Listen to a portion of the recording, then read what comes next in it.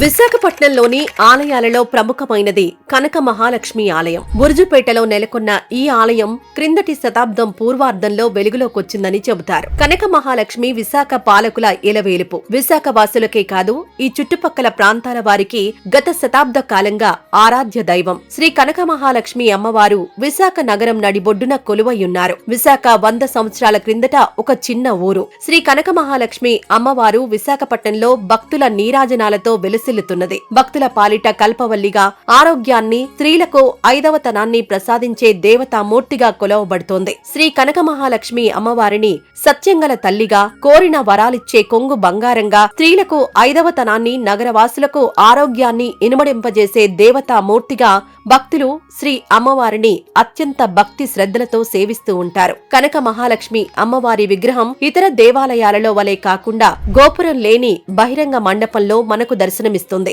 విశాఖ రాజుల కోట బురుజు ఇక్కడే ఉండేది. అందుకే ఈ ప్రదేశానికి బురుజుపేట అనే పేరు వచ్చిందని చెబుతారు. ఈ అమ్మవారు స్వయంభు. ఆశ్చర్యకరంగా ఇక్కడ అమ్మవారికి ఎడమ చెయ్యి సగం వరకే ఉంటుంది. ఇక్కడ భక్తులే స్వయంగా అమ్మవారికి పసుపు, కుంకుమ, చీరలు సమర్పిస్తుంటారు. పూజారులు ఎవరూ ఉండరు. భక్తులే స్వయంగా పూజలు చేసి నమస్కరించి బయటకొస్తారు. సంతానం లేని మహిళలకు సంతానం కలిగించే తల్లిగా మారారు. అందుకే పుట్టిన బిడ్డలను అమ్మవారి ఒడిలో పెట్టి పూజలు చేయడం ఉత్తరాంధ్ర ప్రజలకు అలవాటు. 1912లో శ్రీ కనక మహాలక్ష్మి అమ్మవారి విగ్రహం బావి నుండి తీశారు. అది రహదారి మధ్య ప్రతిష్ఠించబడి ఉండేది. రహదారిని విస్తరించడానికి విశాఖ మున్సిపల్ అధికారులు విగ్రహాన్ని తొలగించి మరోచోట ప్రతిష్ఠించారు. అది జరిగిన 1917లో విశాఖలో ప్లేగు వ్యాధి ప్రబలి అనేక మంది చనిపోయారు. ఇది అమ్మవారి విగ్రహాన్ని తొలగించడం వలనే జరిగిందని తలచి మళ్లీ యథాస్థానానికి చేర్చారు. అప్పటికి వ్యాధి తగ్గుముఖం పట్టడంతో ప్రజలకు అమ్మవారి మీద గురి ఏర్పడ్డం, తర్వాత ఆమె యొక్క మహిమలు కథలుగా విస్తరించడం ద్వారా